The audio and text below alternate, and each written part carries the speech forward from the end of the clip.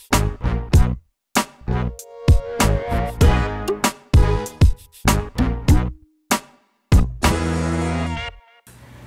we're here with Udeepta from the graphics team. Udeepta, why don't you introduce yourself and let us know what you're working on at AMD and what you're going to be talking about. Thank you, Sharon. I'm Udeepta Bordoloi, and I work at the Stream Computing Group at AMD.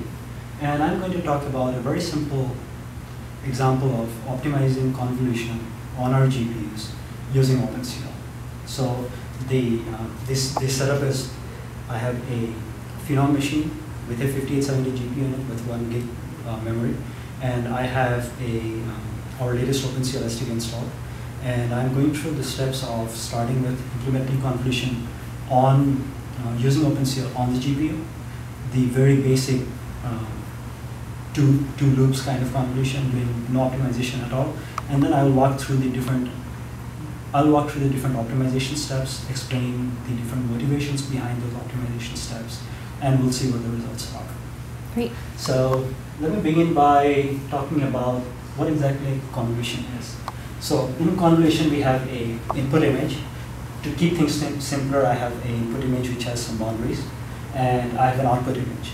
So for each pixel in the output image, what we need to do is that we need to do a weighted sum over an area of the input image. For example, if for this particular pixel, the input image, the region of the input image which we need for this particular pixel is this one, the red shaded input image. And I should have added that in this case, I'm using a 3x3 mask. So for this particular output sample, we need to sample from the input image 3 columns and 3 rows. Similarly, for this particular pixel, we need to sample 3 columns and 3 rows. Now, the nice thing about convolution is that if we had, for example, this input pixel, the mask for this input pixel is this area. So as you can see, there is a huge overlap between the input mask for the red pixel and the input mask for the blue pixel. And this is something we'll see, this is a property that we'll try to use as we go ahead in our optimization steps. So to begin with, we have written the very simple, very basic, unoptimized convolution code in OpenCL. And let's see what the numbers are.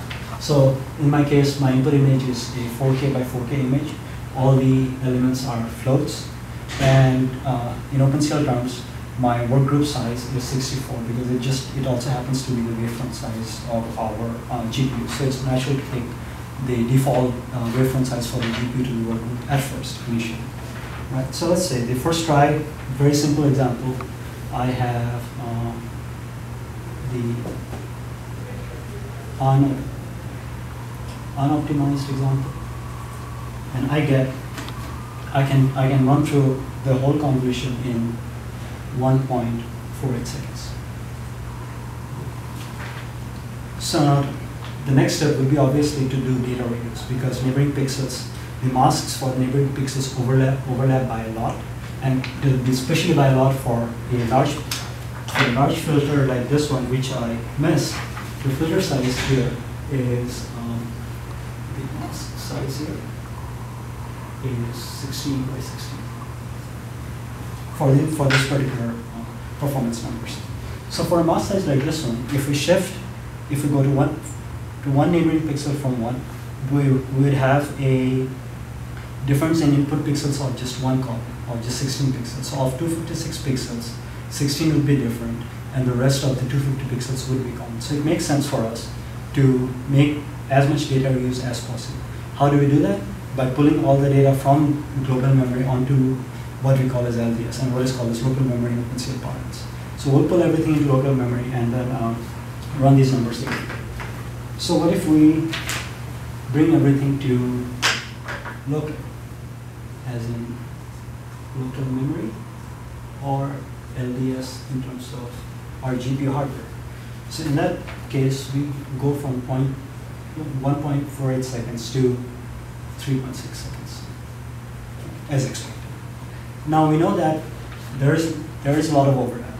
So it makes sense for us to make this local area as large as possible. So in this case, the local area is limited by the workgroup size. So I'm using a, let's say in this case, if I define a workgroup, I can split up the whole image into workgroups like this one, and this would be an example of a 2 by 2 workgroup. So in this particular number is with 8 by 8 workgroup. Now I know that the larger the workgroup is, the more data sharing we can do inside one city. Bring more data into local, into LDS, and then reuse, and then the more data that comes in, the more reuse there is. So let's try using local or LDS with a 16 by 16 workgroup. We expect the numbers to go down because there is more data reuse, and true to our prediction, we get 1.85 seconds. Now, when we are doing convolution, there are two inputs. One is, of course, this input data. This is the output. And the other small piece of input is the 3 by 3 mask, or in this case, the 16 by 16 mask. So right now, these numbers are with the 16 by 16 mask, also stored in global memory. It does not cost us much because all the threads are reading the same locations in global memory, but it's still a cost. So we can actually try to bring those 16 by 16 elements onto constant memory space. Okay? So let's try bringing them into constant memory space and see what happens. So if I use constant and I bring my mask to constant memory space, my timing now is 0.21 seconds. So this is not expected. We are actually expecting this number to go down. The reason this happens is that we are actually accessing these constants right now in the code as floats, and we inherently store this constant as float force, or actually 128-bit values. So, and if we are accessing it as floats, the compiler and the GPU has to spend some cycles doing ALU ops trying to extract floats from float force. So we can make the job of the GPU and the compiler easier by actually interpreting them as float force in our program. So if I do that, actually before I do that, let's go off on a slightly different track and also try to interpret the input data itself as 128-bit values. The input data on the host can remain as floats, but inside the kernel, I'll just interpret the same data, which is original float data, as float force. So let's see what we get when we have float force.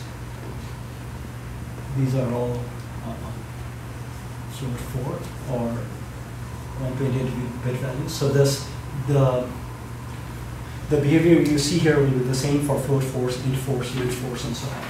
So for the unoptimized kernel, but the only difference being that I'm interpreting these as float force, and I can also do float format on these inside the kernel. The values I get are 0.96 seconds.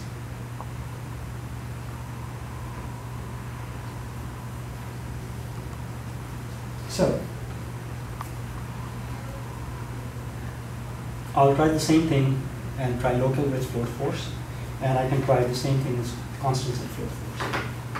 0.096. So the number for constant is again 0.123, and as expected, this is higher than this one, right? Because we are interpreting the constants as floats and not as float force. So what we can now do is that interpret the constants also as float force. So what happens if we interpret the constants as float force? The final number we get is, let's say, constant mask as 128-bit values. Final number we get is 0.084 seconds. So this is the smallest time we have got demo. So what else can we do now? Now, this program is very generic. It works for all filter sizes, it works for all input data sizes, and so on. What we can instead do is that we can put some restrictions. For example, we can say that we know the filter size beforehand. We know the mask size beforehand. And if we want to have kernels for different masks, we can just go ahead and write different kernels for different masks, or we can write just one kernel, but at runtime, which is when we build a OpenCL kernel, we can pass a option, which is filter. We can pass the value of filter width as, let's say, 16 in our case. So instead of 16 at compile time, we can put in any value here, and then we will have, from the same kernel, we can build many kernels where the width of the filter is defined when the kernel is being compiled. So because the width is not defined, we expect the kernel compiler to be able to do a lot more optimizations than compared to the case when it was not specified. So what happens when we pass in a define of filter width? So we get numbers like these. Instead of 1.48, we get 646. We get 0.11. We get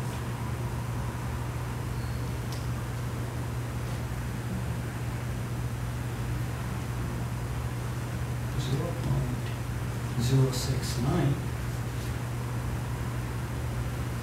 So as you can see, all of these are higher than the original values. So now let's try passing constants here. We get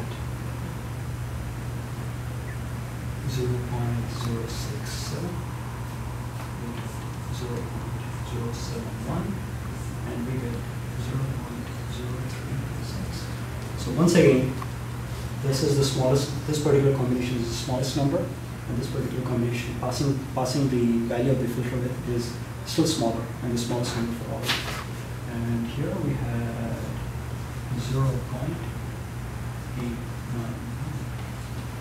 So that's all the optimizations that you can do. Very simple optimizations, and what I've shown here is that you can do one optimization at a time, see how it changes the numbers, keep going. If you see a particular performance value that's not as expected, you can figure out the reason, and then you can go ahead and see that finally we have gotten to a very low number compared to where we started with. So that's all for this part. Next we'll move on to a data format where we actually have the data as float force. Okay. So the previous numbers were where our input was a 4K by 4K image with all elements being floats. Let's try something else now. Let's try an input image which is 2K by 2K, but instead all the elements are float force. It's the same size of the image, it's just that we are interpreting the input image as float force instead of floats. So let's run by the same numbers once again. So for unoptimized, for the very simple case, we are getting 0.252 seconds. For the local case, for the earliest case where we are using a 16 by 16 workgroup, we are getting 0.099 seconds. And then if we interpret the constants as float force, we are getting 0.046. So if you want to contrast that with the numbers we are getting earlier when we are interpreting the input image as float and not as float force, we were getting 1.48. We were getting 0.185, and we were getting 0.084. So as you can see, in interpreting the input data as float force it helps because we are able to do the float format inside the kernel, and it also helps because we are able to access individual data elements as float force instead of floats, as 128-bit wide data units as opposed to 32-bit wide data units. So now there is yet another method of reusing data instead of using local. So here we are using local memory in OpenCL, which is LDS in our hardware. So there are two steps to our algorithm. We first load all the area needed by, or we first load all the input data needed by a particular work group into the LDS, and then we work off the LDS. So for example, in this case, if our input work group is this one, the data that we load to our LDS will be this big. So instead of doing that, and this is an example of a user-managed cache. We are pulling everything into our own cache, which is LDS, and then we are using the cache as we want. Now instead of this, we can use the GPU-managed cache, which would be textures in our case. So instead of using LDS, let's try using textures. So and see what the results are. So we'll do the exact same experiments. We have a 2K by 2K image, float 4 pixels, workgroup size is 256, and the filter kernel is 16 by 16. So the equivalent of this would be 0.074. And there is no LDS, so this is actually this number, although the algorithm and the code looks very similar to the unoptimized case, it is actually the data is being reused behind the scenes, so we don't have to explicitly code for it. But this is actually equivalent to this particular case where we are using it. So we are getting a very good number straight off the bat. Right? And then if we interpret these constants as 128 bits, we get a number which is 0.028 seconds. So this just shows that you have two methods of doing the same thing. You can either use LDS or you can use textures. Textures are an easier way out, and when we use textures, we are getting the fastest number again. So in short, the optimization steps were use LDS or textures, use float force, and when you are using constants, also use float force. And if you can, use the passing options to the kernel using CL build program options. So that should also help. Great. Thank you, Udeepta. And I should let the viewers know that you have a step-by-step article about this on developer.amd.com as well, which we will link to next to this video. All right. Thank you, Sharon. Thank you so much.